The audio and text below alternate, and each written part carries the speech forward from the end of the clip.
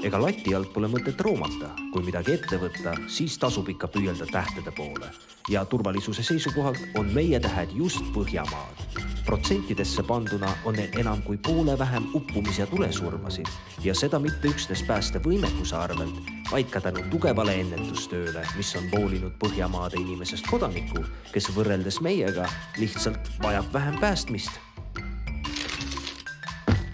Dear colleagues, it's really an honor to be here in Estonia to take part of this celebration of the 29th anniversary of the Estonian Fire Service. I'm Nils Swartz. I'm the Deputy Director General for the Swedish Civil Contingencies Agency. We shorten it in Swedish in MSP, and we use the acronym MSP also when we are abroad. It's much easier. It's even hard to us to say the English name. I'm stand here instead of the Director General, Helena Lindberg. We're sorry she will arrive later for the roundtable discussion tomorrow and for at least for the dessert, for the dinner tonight. The topic I have been asked to address is strategic planning. It's a very important and challenging topic. Let me start by saying that it takes a mature organization to be able to engage in strategic planning. MSB was established 2009. We are a young agency, and I can honestly say that it took us around 4 years to reach a point where we could involve the whole organization in a joint effort in strategic planning. First of all, you need to have a good understanding of the role and the mission of your organization, your strengths and your weaknesses, your capabilities. You also need to know your environment very well, all the others you have to cooperate with in order to reach result. Who are your stakeholders? And you need to understand the risk and threats you are faced with today and those that will appear tomorrow. This is not something that an organization is born with. It is an understanding that you will acquire gradually. It takes a lot of discussion and experience before you reach a stage where you are ready to answer these questions. And it's only then that you can engage successfully in strategic planning.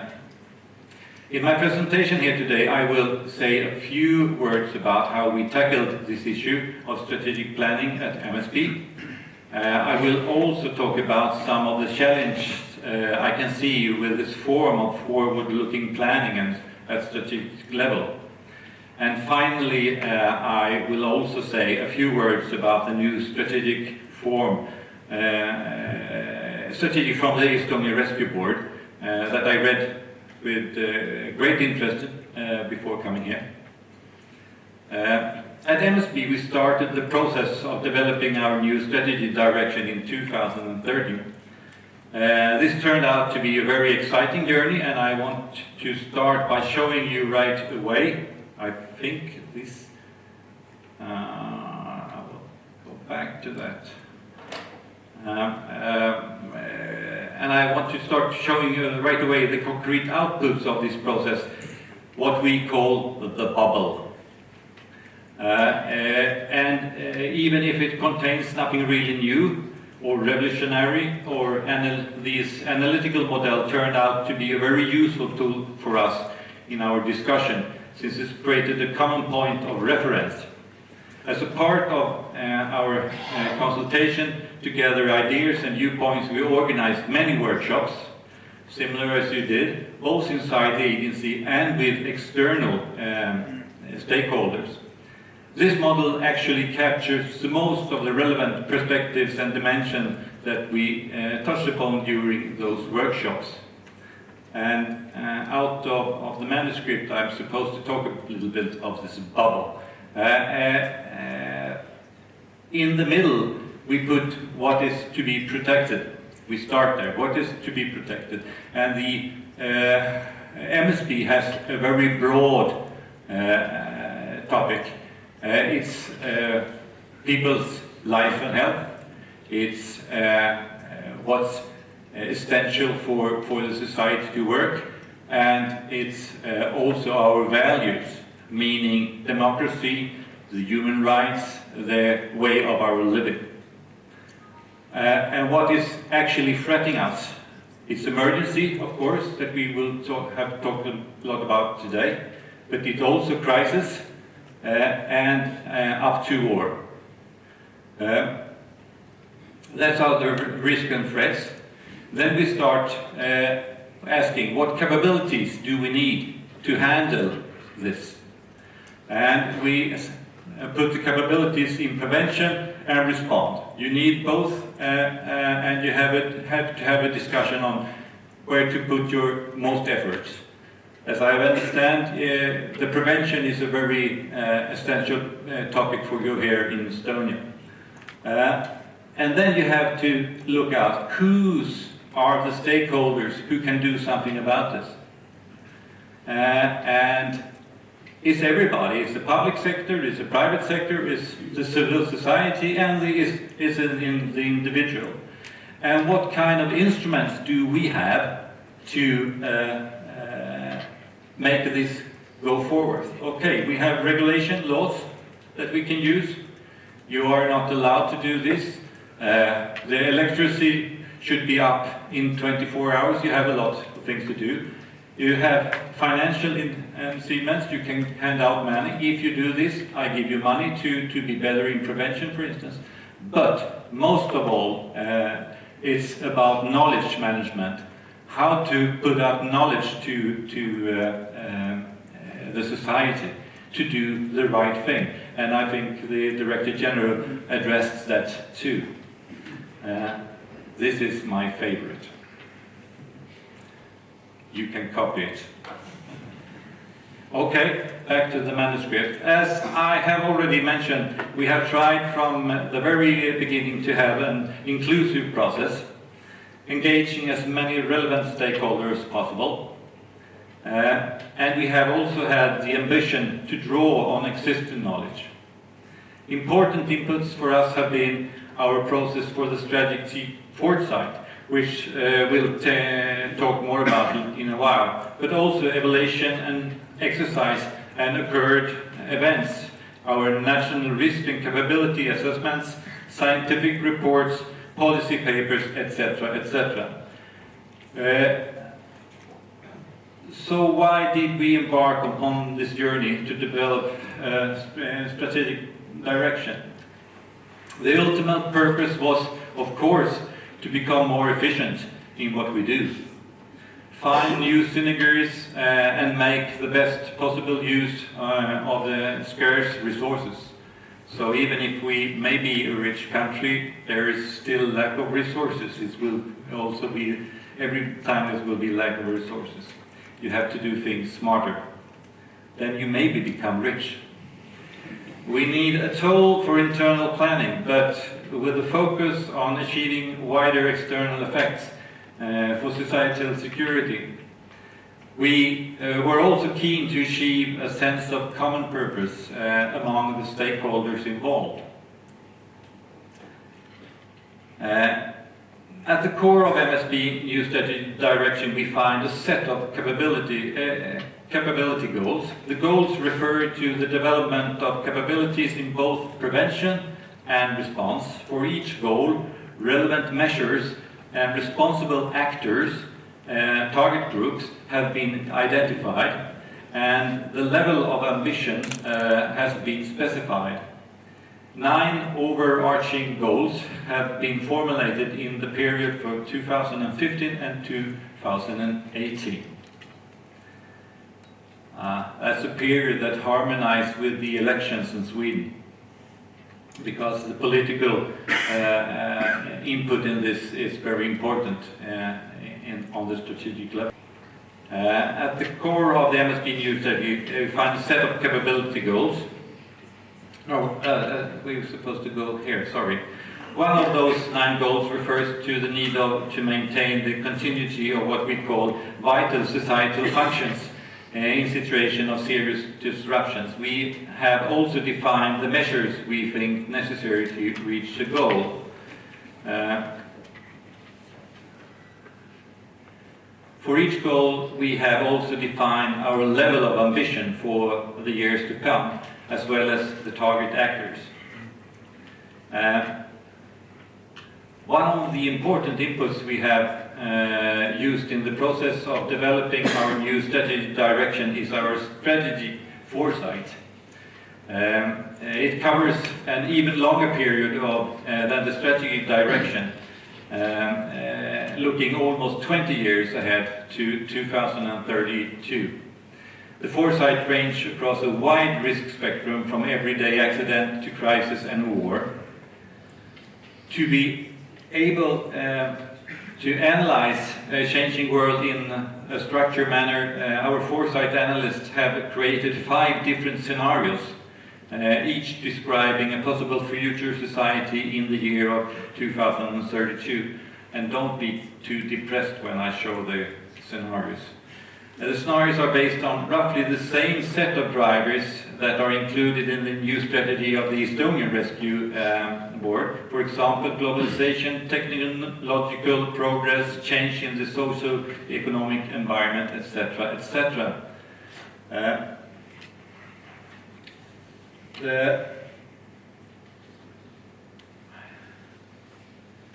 I think I'm on the wrong. Yeah. The 5 scenarios are a growing population and deteriorating public health. Weak economy is the second, high employment and social unrest. The third scenario is accelerating climate change and rising oil prices. The fourth scenario is the threat of terrorism in a world of conflict.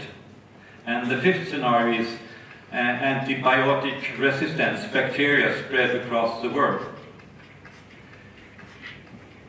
Based on analysis of societal security is affected by these different future developments, 10 strategic challenges have been identified. Many of them are captured in the capability goals of the new strategic direction.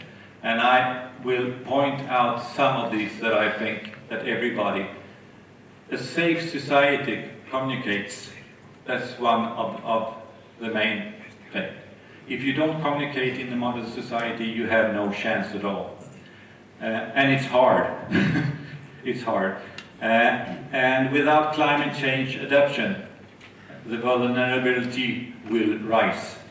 That's the 2 that I think everyone should have in mind.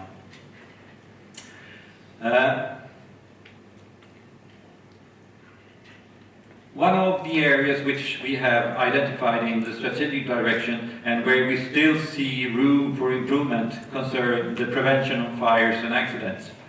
Even if we have never been safer in our everyday life than we are today, accidents still represents a huge social and economic burden on our society. We have made a number of studies to quantify the economic burden of accidents in Sweden. On this slide, you see a summary of the social cost for most frequent types of accidents. Direct costs are costs for rescue, lost property, medical care, etc. Indirect costs are mainly costs for the loss of production due fatalities, people being unable to work, etc. As you can see, fall accident. Elder people fall and hurt themselves and die, primarily among elderly, are among the most costly types of accident. So, as you say, you have to address how you take care of your elderly people, because that's not just to be a good human being, it's also about money. If you are interested, the report are available on our website. I have one copy, we haven't printed it, but it's on the website and it's in English. The strategic direction, we have formulated a goal for this area, and we have also pinpointed a number of measures to reach the goal. One of the measures is the implementation of our national strategy for fire prevention, and the strengths we apply a zero vision, an approach that was originally developed in the road traffic sector to reduce traffic accidents. The zero vision may seem unrealistic, but it's actually more about a question of a mindset. The way we see actually the only possible vision, seen from a moral, ethical point of view. We find the same mindset reflected in the corporate policy of the Swedish car manufacturer Volvo, which says there is only one acceptable number of injuries and death in the traffic. The number is 0. Here you can see the main components of our national fire strategy. We believe that all these pieces in the puzzle are necessary components for successful prevention. The fire prevention sector in Sweden has been characterized by a good intention over the years, but perhaps less by efforts at a systematic level. Systematic evaluation is one of the most important things. Now we are seeing a growing need to find out whether our activities in fact are effective or not. For this we need more and better evaluations. We also need to develop our knowledge base. Fire research in Sweden has traditionally been quite technical in nature, whereas much of the fire problem has social roots. In order to come to terms with this, we recently launched 2.2 billion euro in a research program which will apply a broader perspective on fire prevention. During the years to come, we expect interesting results to come out of this research, and we would of course be happy to share those findings with you. At the moment, we have a very positive trend regarding fire fatalities. We track the development day by day, and as you can see, we have seen a rather drastic reduction in the numbers. It is far too early to draw any far-reaching conclusion at this stage of the cause of this decline. Maybe we are starting to see an effect of these so-called fire-safe cigarettes, but we need more time to know for sure.